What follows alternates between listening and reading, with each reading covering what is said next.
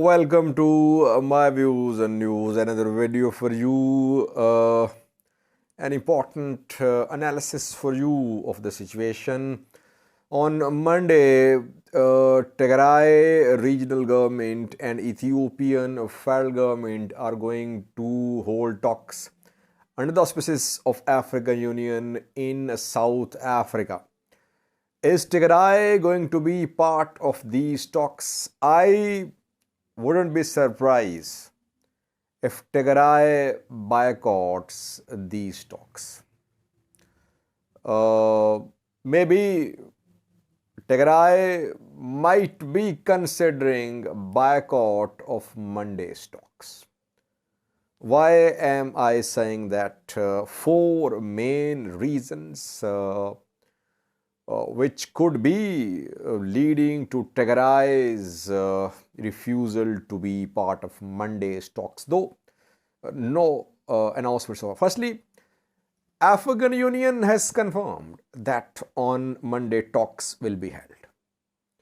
Ethiopian federal government has officially confirmed that it will participate in Monday's talks. Edwan Hussein spoke. He's on record. He said that the government would be part of talks, though he said that some players were trying to preempt talks. Tigray has not released any official statement so far, but reportedly, 2 days ago, Tigray regional government assured African Union and some diplomats that Tigray regional government would be part of Monday's talks. But within the last 48 hours, several developments have happened which could make Tigray change its mind. Firstly, African Union's representative to resolve Tigray conflict, Olusegun Obasanjo, yesterday addressed a meeting of UN Security Council.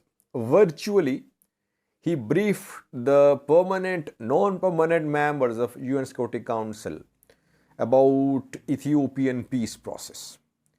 And in that talk, Obasanjo said that talks in South Africa would be preliminary talks, which wouldn't be easy or conclusive. It means several rounds of talks could be held there. And secondly, he did not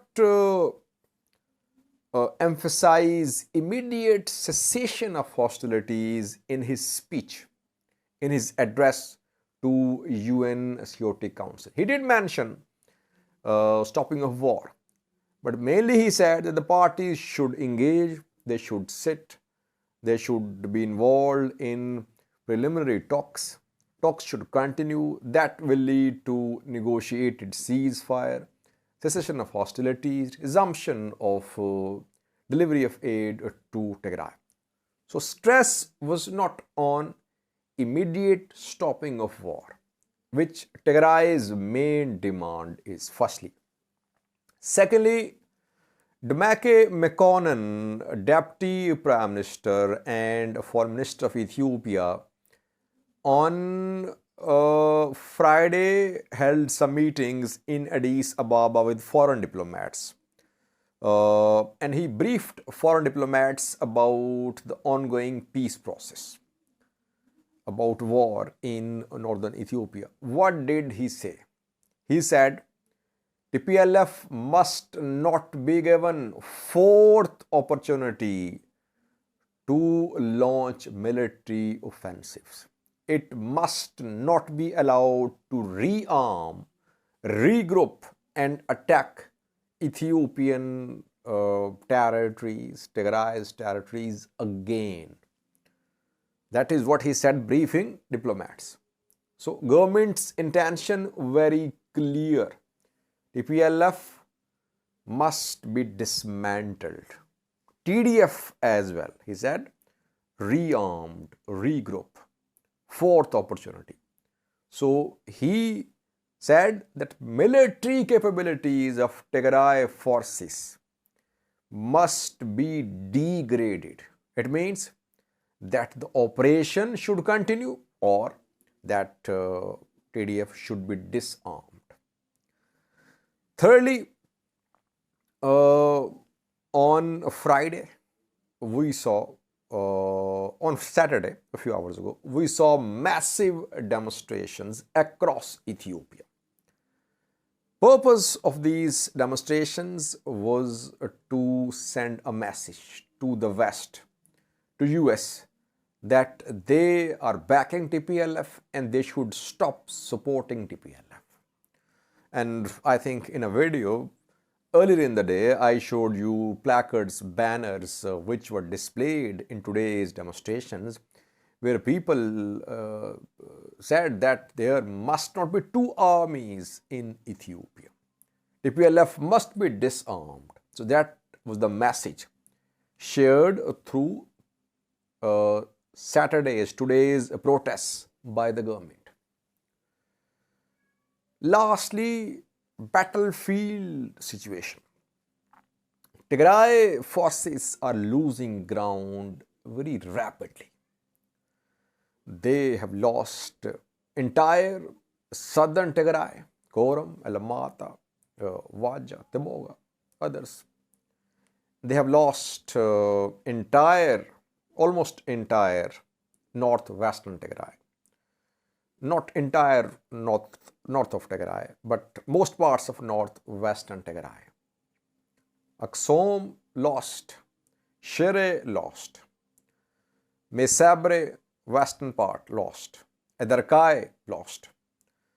So Tigray forces have suffered major territorial losses within the last 72 hours. And pace of ENDF and EDF's advance is increasing. EDF, ENDF offensive is gaining momentum.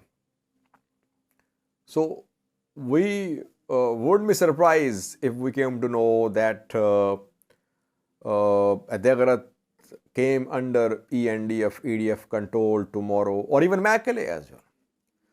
Tigray forces are retreating. They are trying to keep their military capabilities intact. They are putting up some resistance, but not after Shire.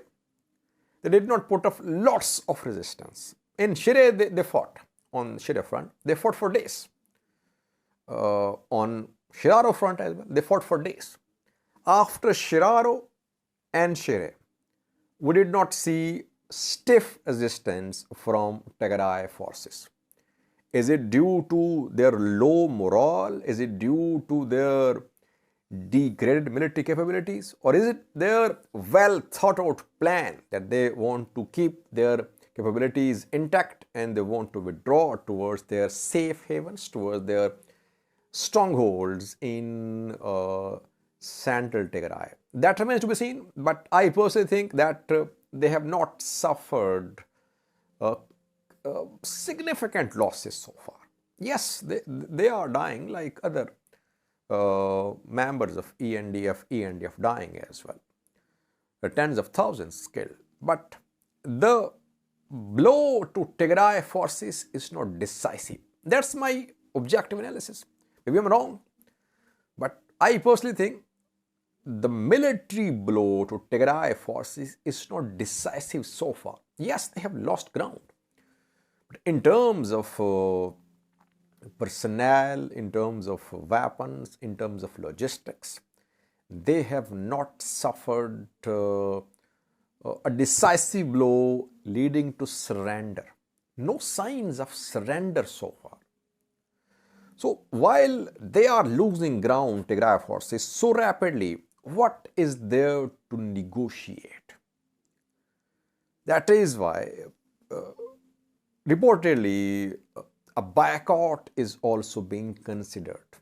Not finalized so far, because Tigray is under pressure from international community, from Tigray's partners in international community, who want Tigray to be, Tigray representatives to be in South Africa on Monday. But several things have happened which make it clear that Eritrean government's intentions are more than clear, that they want to dismantle TPLF and TDF. So while it seems to be their obvious intention, what will Tigray gain from attending talks other than negotiating terms of surrender? And we are seeing messages, statements from some pro-Tigray activists as well, who are urging Tigray regional government to clarify what is Tigray government's official position about Monday's talks. Regional government is silent, though unofficially it has assured to some, it has given assurances to some diplomats and reportedly African Union as well, that it will be part of Monday's talks. But coming 24 hours are very crucial. Let's see what happens, but let's hope that all parties attend talks. There is no way out of this conflict other than talks and negotiations. Thank you for watching.